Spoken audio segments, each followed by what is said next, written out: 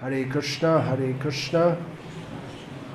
Krishna Krishna, Hare Hare, Hare Rama, Rama Rama, Hare Hare.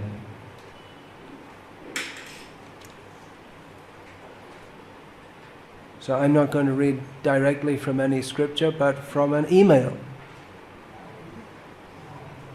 From a request that's been directed to me by email, and after that I'll comment on that.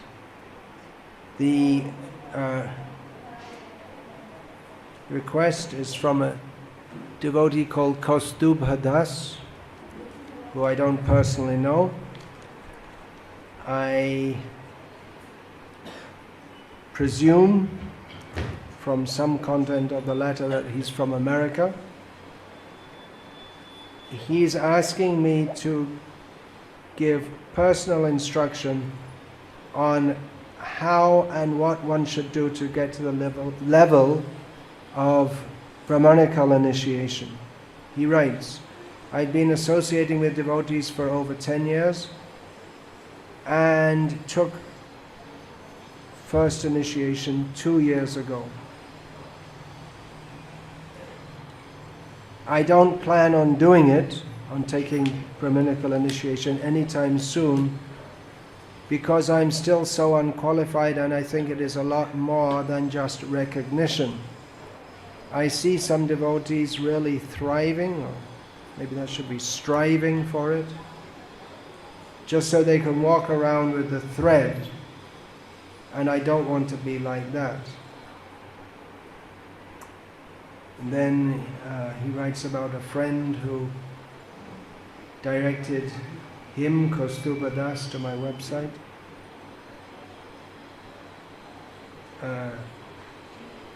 He's asking for some personal instruction. Can I have him, referring to me, say, start doing this, reading this, or don't do this? Actual instruction, because all I get now is the answer. Pray to Krishna and all will be given to you. I can see that being important, but so is actual instruction.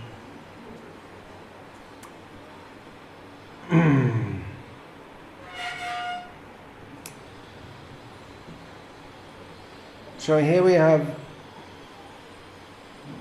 someone, a devotee, who's been initiated for 2 years and is thinking what he has to do to come to the level of Brahminical initiation.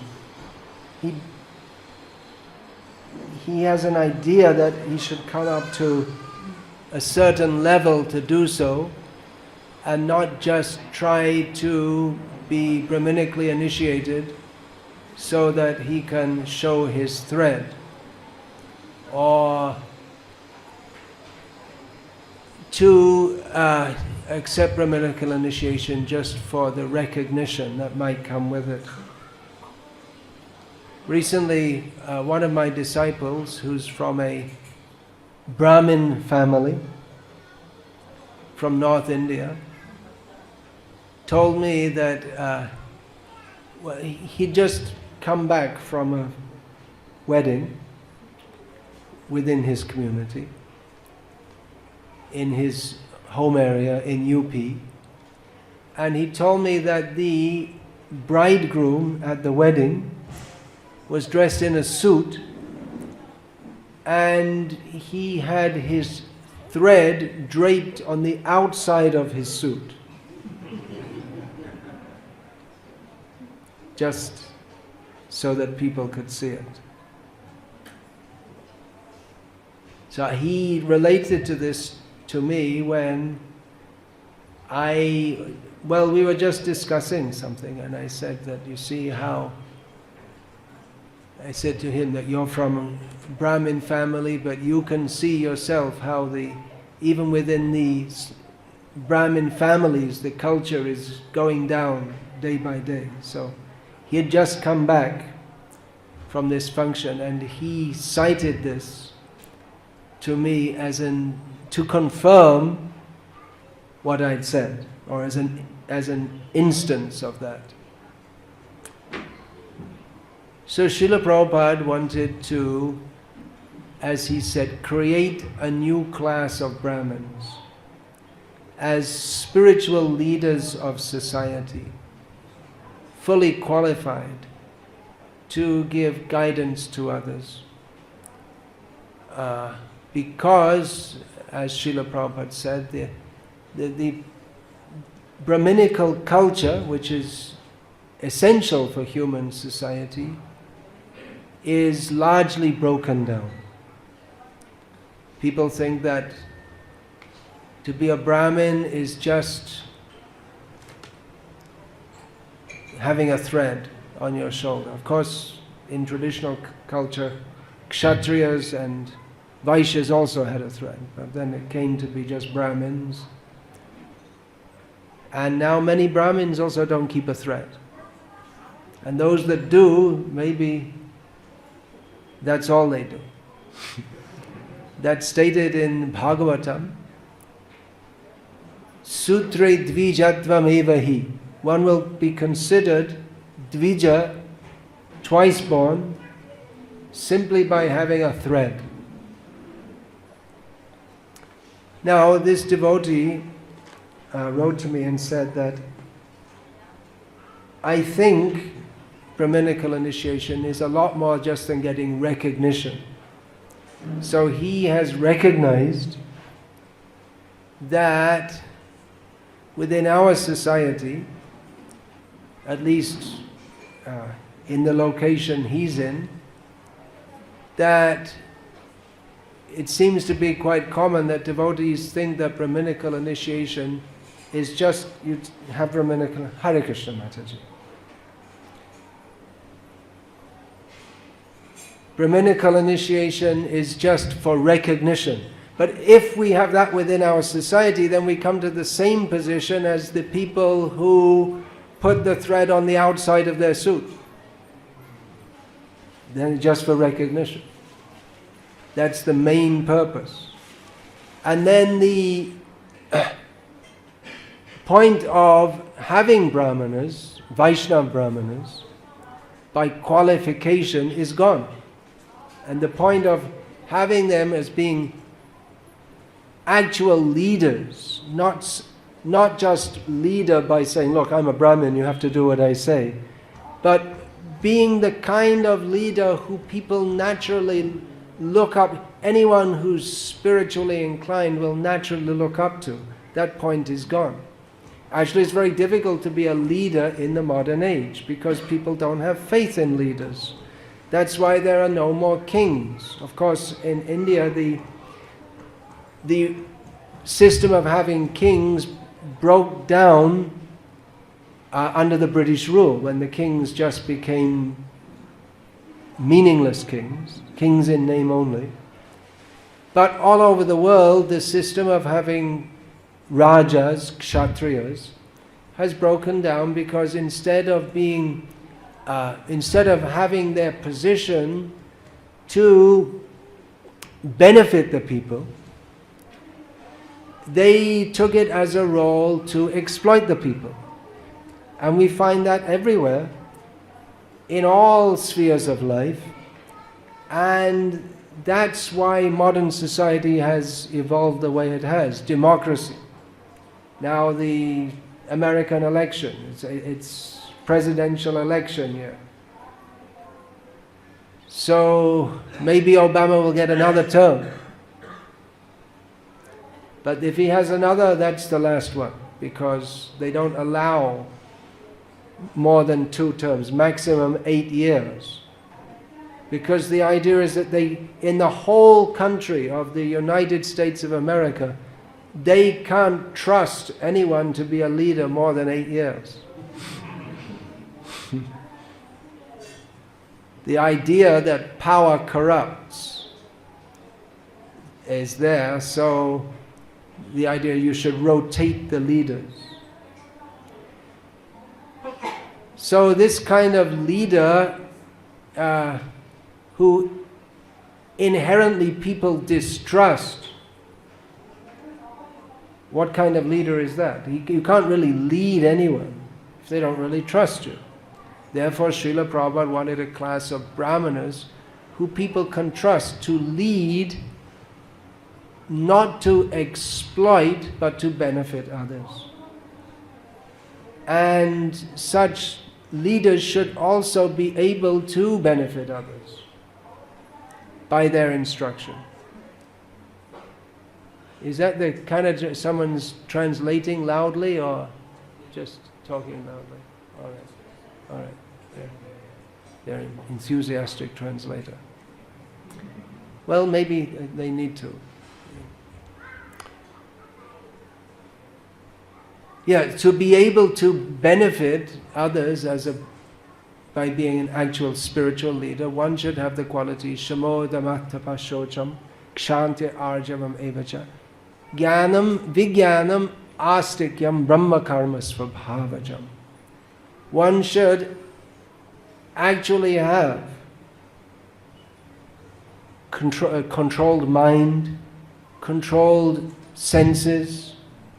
One should be austere, clean, tolerant. Tolerance, this word in English, it can mean tolerance of different people. Usually the word in English is used to mean tolerance of different, you should just tolerate all different opinions. But that's not the sense in which it's used in this context. Tolerance means tolerance of difficulties, heat and cold and other people insulting you. And there are so many difficulties in the world that one should tolerate that. But tolerance of nonsense, that is not a Brahminical quality at all. You should be very intolerant of that which is against the truth, which is against reality. So kshanti, arjavam, straightforwardness. Kshatriya may be political. A Vaishya in trade, in business, he may lie or mislead you. And a Shudra, you don't expect any good qualities from him in particular anyway. But a Brahmin should be very straightforward. And Jnana, he should know Shastra. And Vijnana, not only theoretical knowledge, but how to instruct others according to Shastra for their benefit. So to be a Brahmin who can actually lead others and who others will naturally trust requires that one should have these qualities or be developing these qualities, or at least be capable of developing these qualities. Not everyone is, because Brahma Karma Swabhavajam. Generally these qualities are born. One is born with those qualities. So the attempt to make Brahmanas by the Vaishnav process, it's a bold attempt, but a necessary attempt, because those who are from Brahmana families nowadays, mostly they're not trained in that culture. The culture is gone. Still there are some families where they're trained in these qualities, but mostly not. So these, in answer to the question, what should I do? Well, one should develop these qualities. One should at least study. Now, qualities like sense control, mind control, devotees try for that, but by seriously practicing Krishna consciousness, that automatically comes. Just like sense control. If we vow anukulyena, whatever is anukulyena sankalpa, whatever is favorable for Krishna consciousness, I shall do. And pratikulyasya varjanam, whatever is against the principle of Krishna consciousness, I shall not do. So if we vow like this, then automatically sense control comes. Just like we may think there's so many nice foods in this shop, so let me go inside and buy some food. But because a devotee knows the principle that Bishoyer Anna Kaile Molin Hoiman, that the mind becomes contaminated by eating food of materialists, then he doesn't do it. Then the same shop that you previously passed, and every time you walk past it you couldn't prevent yourself going in to buy the nice food, you don't even notice it, because I have no business to go there. So automatically, because one has taken the vow to satisfy Krishna, then automatically, to a large extent, the senses come under control. As far as jnana, shastric knowledge is concerned, then one has to do that. One has to study what is in Shastra. One has to hear. One has to absorb. It takes time. It takes dedication to do so.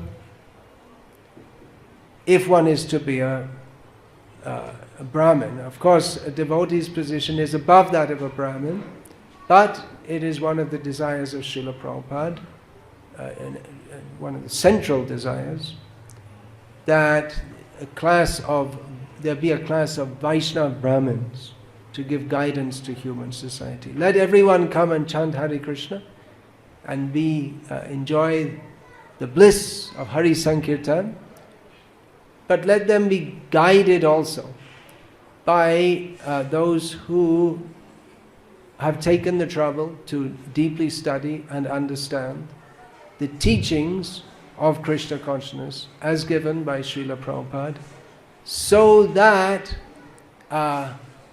along with chanting Hare Krishna, we can do everything else, everyone else can do everything else that is required to make advancement. So those who are to be the spiritual leaders of society, they should be fixed in understanding the principles of Krishna consciousness and in practicing them. So these two things. Apani achari Prabhu jibere shikai. By his own behavior, Chaitanya Mahaprabhu taught Krishna consciousness to others. There are certain things we have to do, certain things we don't have to do. This devotee has written to me, or has been referred to me because he writes in, I wanted to get stricter instruction. So within our society, as far as I know, I am known as being strict. But I don't find that I'm particularly strict. I just follow all the things that I was taught when I joined this movement, that we learned from Srila Prabhupada, and that he wanted us to teach others. So, yeah, Krishna consciousness is strict. You can't have Krishna consciousness and non-Krishna consciousness. You can't have Krishna consciousness and Maya. Well, you can do, but then you're likely to end up in the heavenly planets. You're not likely to end up as a piece of dust at the lotus feet of Krishna. We pray for that we become the Ainanda Tanuja Kinkarang Patitang Mang Vishame Bhavam Buddhau Kripayatava Pada Pankaja Stita Dhuli Sadrishang Vachintaya. So what does it require to become a dust particle in the lotus feet of Krishna? It's not so easily attained. It's not a very light matter. Krishna consciousness means that we have got this opportunity after many, many births. Labdva sudurlabham idam bahu sambhavante. Manusham arthadam anityam api hadhira turnam yateta napatet anumritya yavam nisrayasaya vishaya khalu sarvata syat. After many births, we have attained this human form of life. It is rare to attain human life. It is short, doesn't last long, but it is very valuable, because in human life we have the opportunity to get free from the cycle of birth and death. Therefore, before the next death, we've had so many deaths, before the next one, we should do whatever is required so that we don't get born again. And if we think that, well, there are so many things to enjoy, we should consider that we've already done that in millions of births, and that if we have such an attitude, that we will get the chance to enjoy again in the material world again and again and again, but then we'll have to get born and die again and again and again. Punarapi jananam, punarapi maranam. So Krishna consciousness, strict following, well, what is called strict following? Actually, there's no strict. If we want to be strict, actually, then who will come? Gaur Kishore Das Babaji Maharaj. He was strict. He had one disciple. That one disciple saved the whole world. Through his one disciple, who brought Krishna consciousness to the whole world. But how lax and loose can you be and be Krishna conscious? What are the guidelines? Well, they are given to us by Srila Prabhupada and by Shastra, and they're all very clear. The basic points are there: 4 regulated principles, chant minimum 16 rounds. This is the vow at initiation, but there's more to it also if we are actually to become Krishna conscious. Now, I'm known as strict maybe because I emphasize these points. Rising early, not watching TV, not going to see movies. Nowadays you don't see movies, you don't go to movies. Well, people still go to movies, but you watch it on your PC or whatever. Not watching TV and just being serious about Krishna consciousness. These are basic principles which anyone who wants to be a devotee has to follow, because you can't be Krishna conscious in the true sense of the term, and we can't get the full mercy of Chaitanya Mahaprabhu, and we can't follow Srila Prabhupada unless we do these basic things which he told us to do. So this is considered strict, and when someone's writing to me from America asking me for advice on these basic things, I feel there's something's wrong there. That in our society, if we're not teaching these basic things to everyone, if everyone who is teaching is not teaching these things, then the standard of our society has come down, and the purpose of the society, which is to teach Krishna consciousness in such a way that people will become pure devotees, will go back to Godhead, that will not be fulfilled. If I'm considered strict, then there's something wrong with our society. Because if we're not teaching these basic things, then people are not following them. And in fact, from what I'm told, newcomers or old comers are even told that, well, you should, it's good. You sometimes take your wife out to some restaurant, or you go to some movie. Don't be too strict. But how is that? If we want to please Krishna, if we want to do whatever is required to please Krishna, then how can we do anything but what is required to please Krishna? We can't have both things. We can't be an enjoyer of the material world and please Krishna and be a pure devotee of Krishna.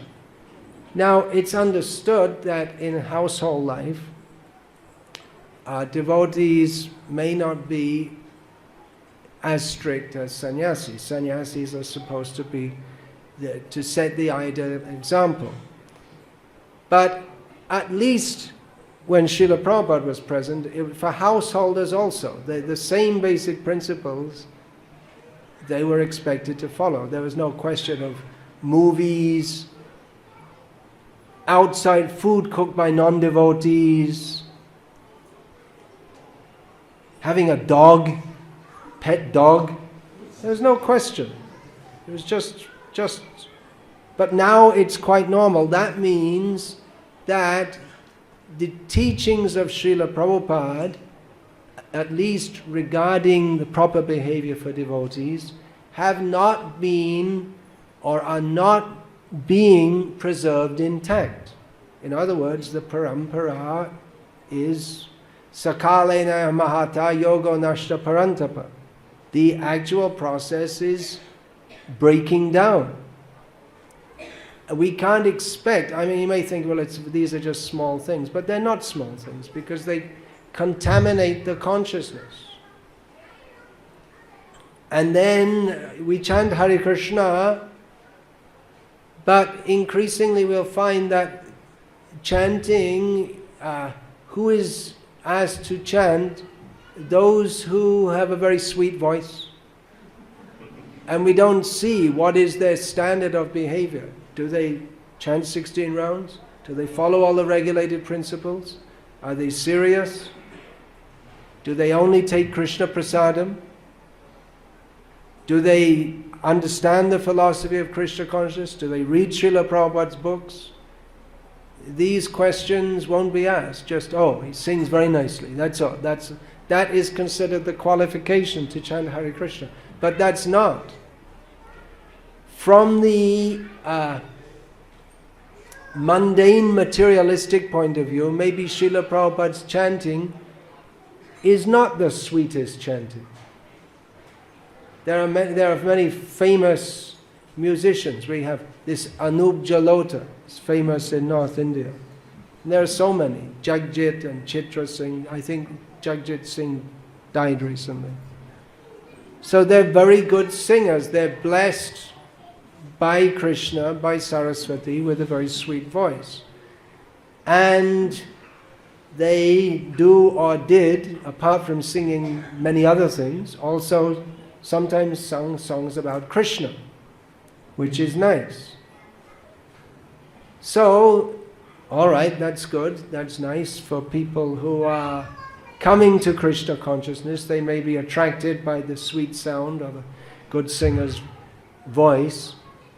But for transcendental benefit, we cannot compare the sound of a sweet singer's voice with that of Srila Prabhupada. And that works at our level also, inasmuch as someone who's not strictly practicing Krishna consciousness, the effect of their kirtan, even it may please the mind, but it won't purify. The purification won't be there.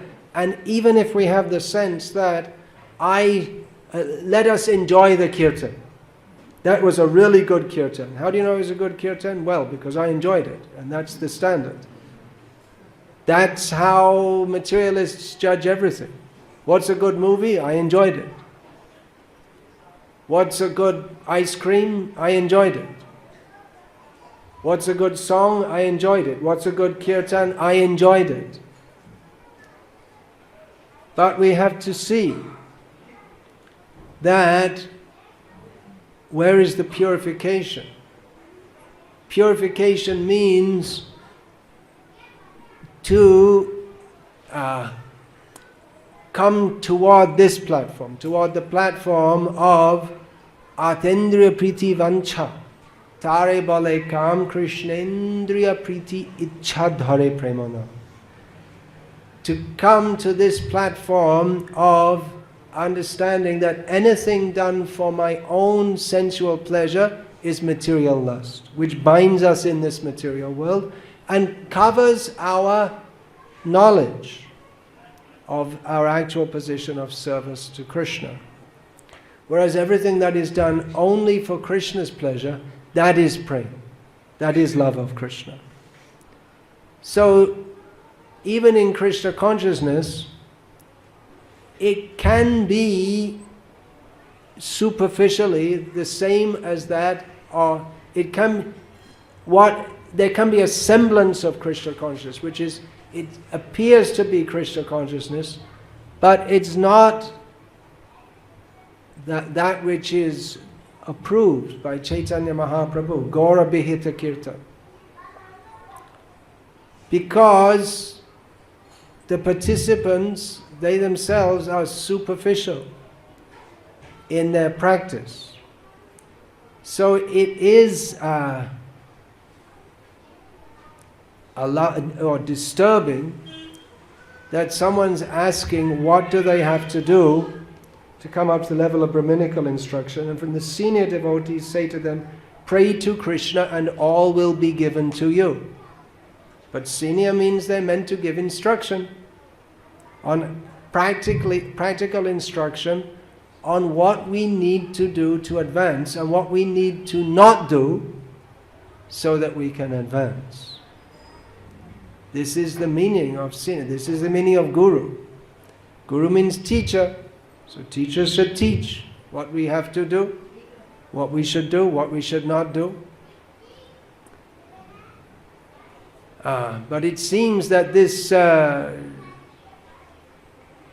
understanding has, it's not very widespread.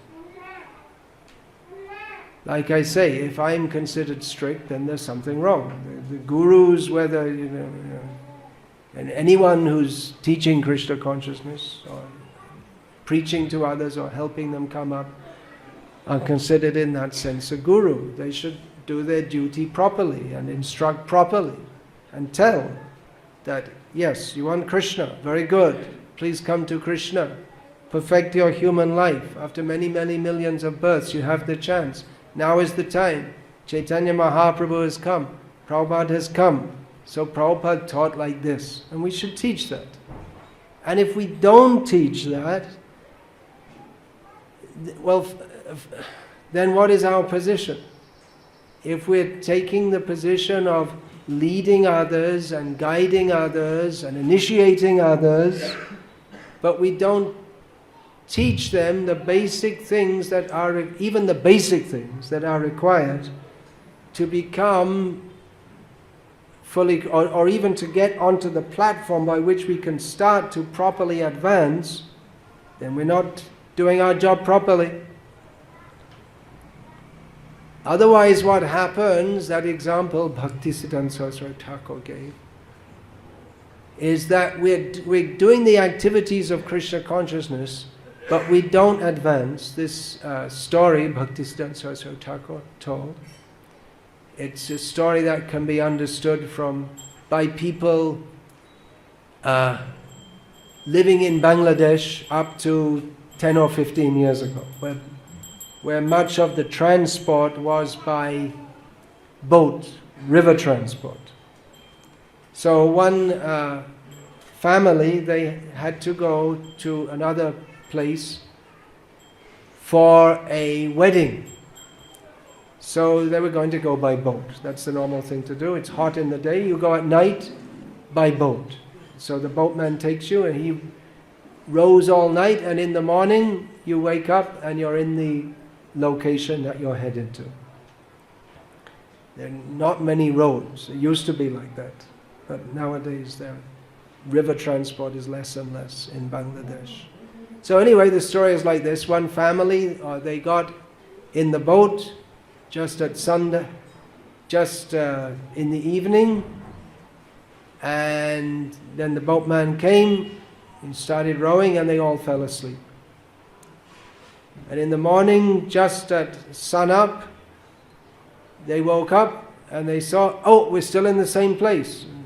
What's going on, boatman? He said, well, I've been rowing all night. And then he saw that the boat is tied to the post on the shore, and he forgot to untie it. So he's been going through the motions, he's been doing all the things he should do, working hard, but because he didn't do one important thing, he didn't go anywhere. That's called Shrama eva hi kevalam. Simply work without any benefit. So, Bhaktisiddhanta Saraswati Thakur gave this example, that if we practice Krishna consciousness, but we don't give up sense gratification, we don't cut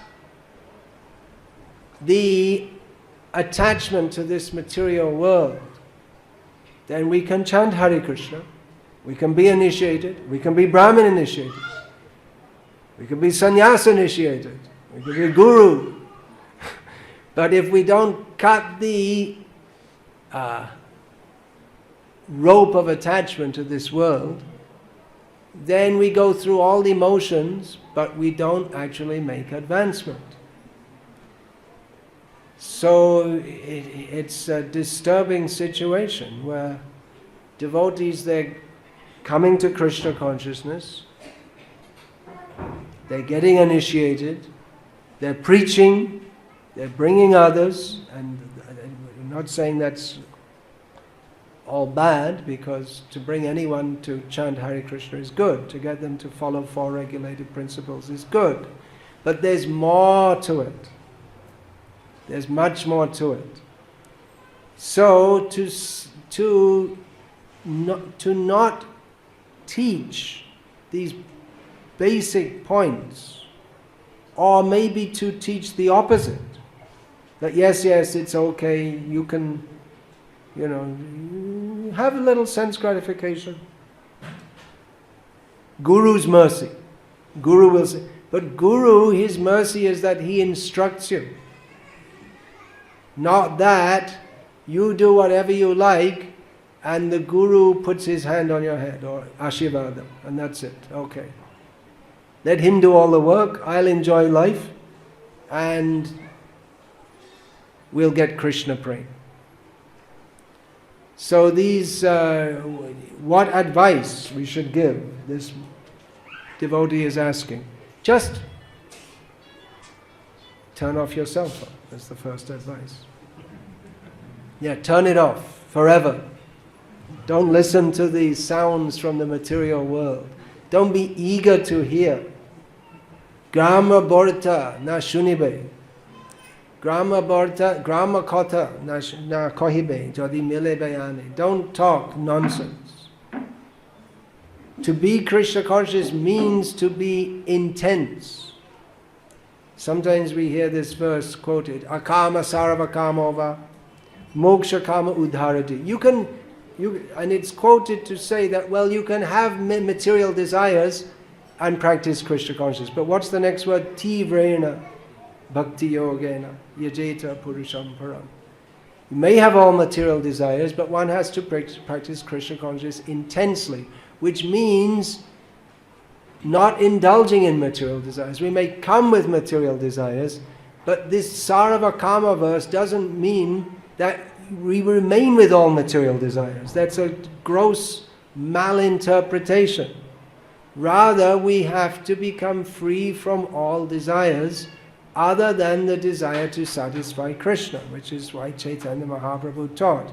It's well known, na dhanam na janam na sundarim kavitam va jagadisha kame mama janmani janmanishvare bhavatad bhakti ahaituki tvai. It's ahaituki bhakti. Ahaituki, this word has two basic important meanings. One is that bhakti does not arise from karma, jnana, yoga, punya, any such thing. Bhaktya sanjataya bhaktya. Bhakti is, like Bhagavan is self-sufficient, so bhakti arises from bhakti only. Another meaning of ahaituki is that bhakti should not be performed for fulfillment of any personal desire or with any personal desire. So it is intense. It is a high bar, we could say. But that is Krishna consciousness. And if we are cultivating desires other than to be Krishna. Oh, there's another one. You should have a good career. It's very important. You have to have a good career, and then other people will be impressed, and then they'll also want to be Krishna conscious. That means what? That materialistic people, they will be impressed on the material platform. So the idea, yes, I should get a good career. But what is this? It's all meaningless. To be big in the material sense, it's meaningless. The big man today is the big dog of tomorrow. Now, that's all. This desire to be big, anyone desires to be big? Yeah. In your next life you can be an elephant. Krishna will fulfill. If you want to be big. Or among the dog community, there are so many dogs running around the streets of Bangalore. You can be the one who barks loudest. But if we want to be devotees of Krishna, then this idea to be big, Ishvaroham, Aham Bhogi, this demoniac desire, that should not remain. Of course, it may be that if one has some position, he can use that for preaching. But what I see many times is that in the name of preaching, it's actually cultivation of material desires and cheating ourselves by calling it devotional service. When actually the main desire is material, that I shall be recognized as a big person. The underlying motive is not how I can satisfy Krishna. That comes secondarily. So these things have to be said. Maybe that's why I'm known as strict. But that's one of the qualities which Krishna mentions in Bhagavad Gita. Arjavam means speaking straightforwardly. Because if these things are not said, then how can we come out of that? We are in Maya. How can we come out of that? We have to hear and understand what is Maya and what is not Maya. Unless we hear these things, then we can't come out. Therefore, Santa evasya chindanti manovya sangam uktibihi. Sadhus are meant for speaking strongly, to cut our material attachments.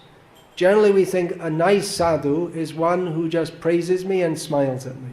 But according to Krishna, that is not the definition of a sadhu. A sadhu has the unpleasant task of making people feel uncomfortable. Just like Yamaraj, he has the unpleasant task of punishing the sinners. He's a great devotee, one of the 12 Mahajans. Durga, she has the unpleasant task of keeping everyone in illusion, and even those who take to devotional service of attempting to pull them down. That is an unpleasant task, but she's a devotee. In sadhus, they have the unpleasant task of not being duplicitous, of speaking straightforwardly. Mostly sadhu, we think, is someone who smiles, just like this. The most famous Hindu sadhu of today is based just outside Bangalore. And his whole thing is, well, the other one was too. Well, he claimed to be Bhagavan, but he died now. There was another one who finally did something good for the world by dying. This other one hasn't died yet. We wish him that he may do something good for the world eventually, and the sooner the better. But his whole thing is to smile. He says, I want to put a smile on everyone's face. You rascal! Why are you saying that? Without instructing them about Krishna and you want them to be happy, then you are a rascal. That's all. It should be said. Some of our leaders are meeting him. If I have the bad luck to meet him any time, I shall have the pleasure of telling him that he's a rascal who's simply misleading people. We should understand these things. Otherwise, we ourselves start to, because you're all coming from a Hindu background, and you think that a sadhu or a guru is someone who simply smiles and is nice. But that is not the definition according to Krishna. And therefore we think, well, a very good guru is someone who smiles. Yes, that one. Yes, smiles and is nice. But that's not the definition according to Krishna. That's why we have to hear from sadhus to understand all these things, because we have so many misunderstandings, which if we just bring them into Krishna consciousness, and we never hear the actual fact as given in Shastra, then we'll never understand. And we're going along, rowing the boat, with fully tied up to the shore. So yeah, we should be strict.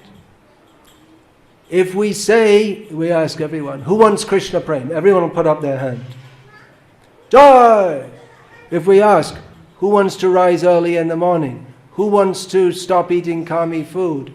If we, who wants to stop watching TV? Who wants to make a serious commitment to read Srila Prabhupada's books? We won't see the hands going up so quickly, if at all. That means we are simply cheating ourselves. If we say that we want Krishna Prem, but we are not enthusiastic to follow the processes given by Chaitanya Mahaprabhu for giving us Krishna Prem, then we're simply cheating. That's all. So, those who are leaders and gurus and whatever it may be, or Brahmins, every Brahmin, if you have that thread on your body, it's not meant for recognition. They're supposed to be spiritual leaders. So you should teach this to those who come to you, who respect you as a spiritual leader. And with this kind of teaching, then our movement can become very strong. The power, the energy of Krishna that comes to those who follow the teachings of Krishna. Krishna Shakti, Kali Kale, Yuga Dharma, Nama Sankirtan, Krishna Shakti Bina Nahita Pravartan. In this Kali Yuga, the Yuga Dharma, the prescribed process, is chanting the names of Krishna. But unless one is blessed with the potency of Krishna, then one cannot do so.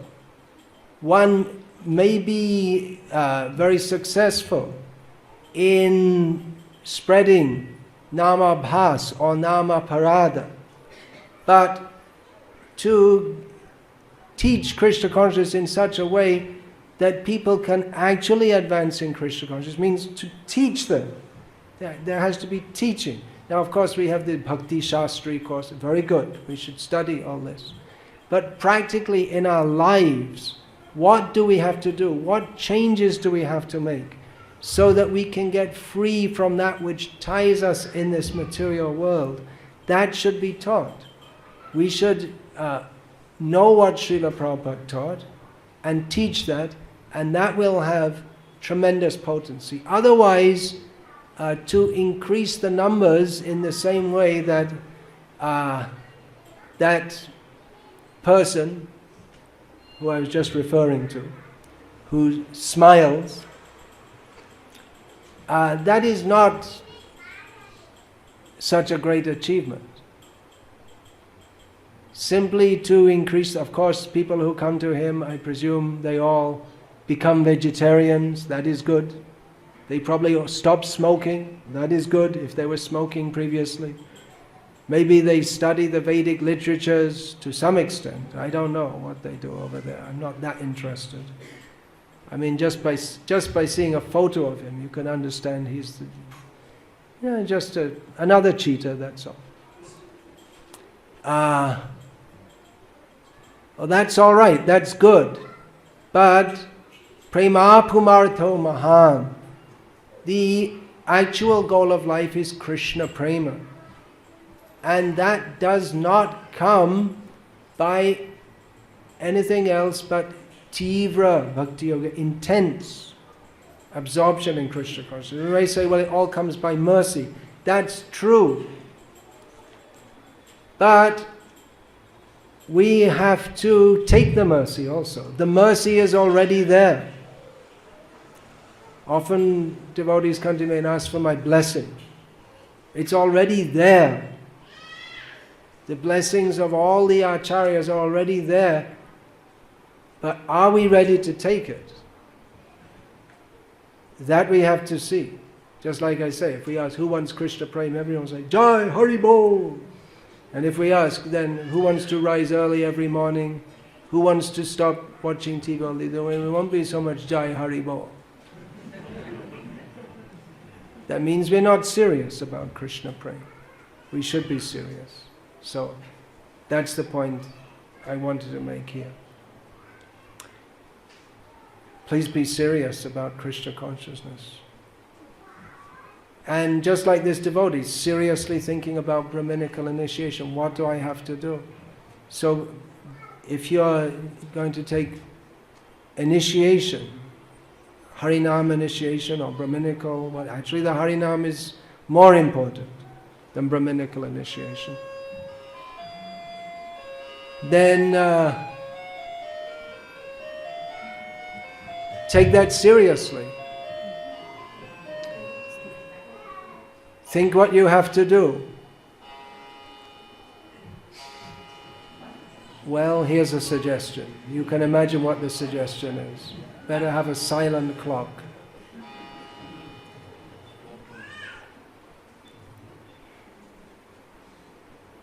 Yeah, this initiation is a very serious business. So mostly, I don't know how seriously devotees are considering. So please, take it all very seriously. Hare Krishna. Is there any question about this, please? Yes. As the Maharaj said about eating food cooked by karmis. Food cooked by karmis, yeah. Non-devotees, yeah. So what about the foods, or prasadam, so-called prasadam or whatever, what we eat in ISKCON festivals, which are cooked by not so highly standard devotees, or the Govinda bakery products, or the Govinda restaurants? I don't know exactly what you're talking about, but the standard is that we should take food which is cooked by initiated devotees who are following all the principles. That was Srila Prabhupada's standard always. Even at Kumbh Mela, nowadays if there's some big festival, we generally call some outside people to cook, but at Kumbh Mela, Srila Prabhupada had his own disciples cook for mass prasad distribution. The head cook was a sannyasi who was an excellent preacher and kirtan leader. Prabhupada had him in the kitchen. That's the standard. Srila Prabhupada did sometimes also allow, in some circumstances where there were less devotees, when there was a new temple, he did allow to have a hired Brahmin cook, but he wanted the Brahmin to be a Brahmin. And not, as he said in one place where they'd hired, that this man is not a Brahmin, he's a Bhangi. Why have you called him? So the person should actually be clean, following Brahminical principles, all these things.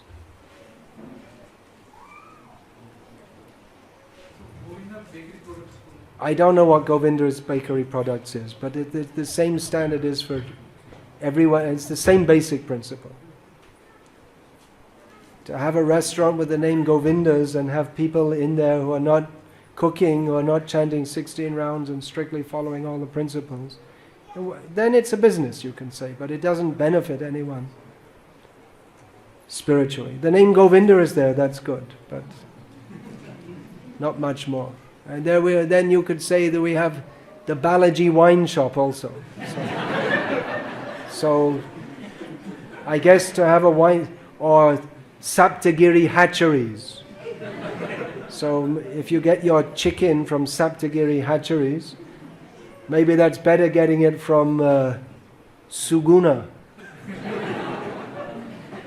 But the basic activity is not recommended.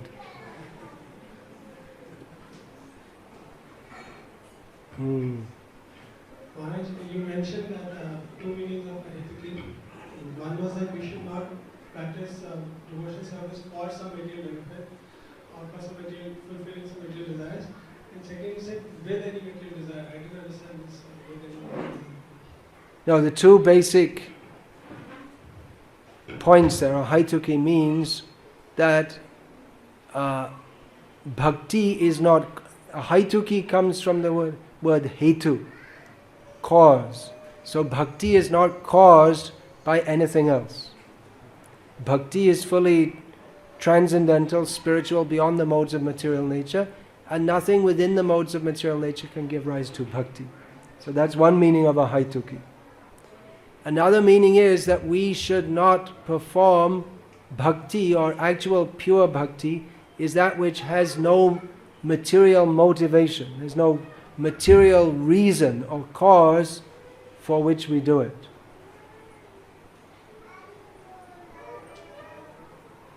Is that all right? I didn't catch the end of what you said, but I heard you said two things about a haituki. That's fine. I must have misunderstood it. Okay. Well, if you misunderstood and you're really eager to hear, you can get it. Is it on the website? No. After 2 months. All right, so that's it finished, huh? Is it? There's more questions. Hare Krishna Maharaj, you said that when people think we have one life, we should enjoy, and they don't believe in the next birth. How do you convince them that they're already doing the process of chewing the chew? How do you convince them? How do you convince them? You can tell them. Whether they accept or not, that's up to them. You can tell the basic philosophy, that you know the philosophy, but if people don't accept, what can you do? Srila Prabhupada spoke Krishna consciousness tirelessly to thousands of people. Few accepted. We should speak. If people want to hear, they can hear. If they don't want to hear, they can do whatever they like. That's all. Just like I said some things today. I doubt if anyone will follow, but anyway, it's up to you. Because you think, well, that's all right. That's him saying it, and he can let him say what he likes, and very nice, and we'll go on what we're doing. Anyway, I said what I said. It's up to you. But you won't get this. You'll get one result by following and another result by not following, and they're not the same.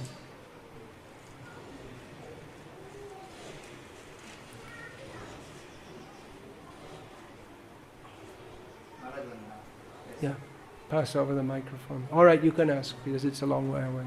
I can hear you. I was mentioning about power corrupts. Mm. So, is it that within the ISKCON community, even the president do not get corrupt? And is it better that you are mentioning about the rotation principle? So Rotation principle of presidents, because they may get corrupted. We're talking about temple presidents here.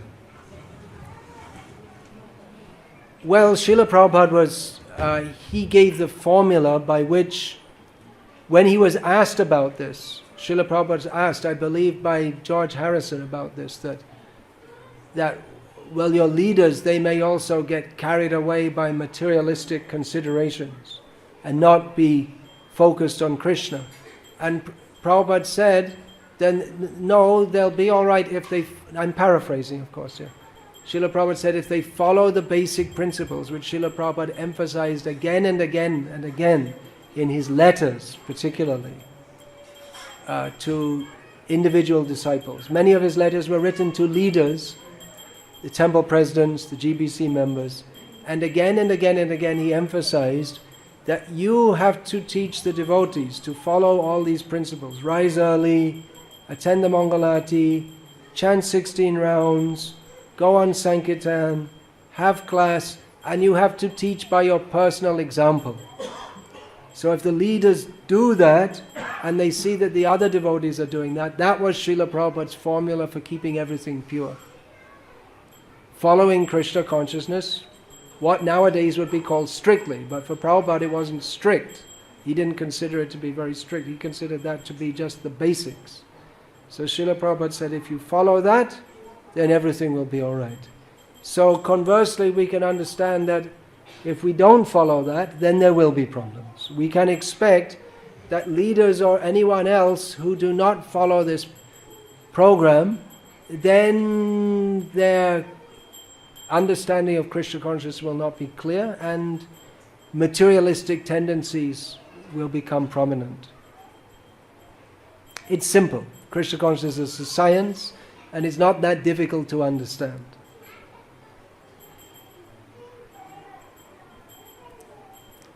So Hare Krishna, thank you very much. All glories to His Divine Grace, Srila Prabhupada.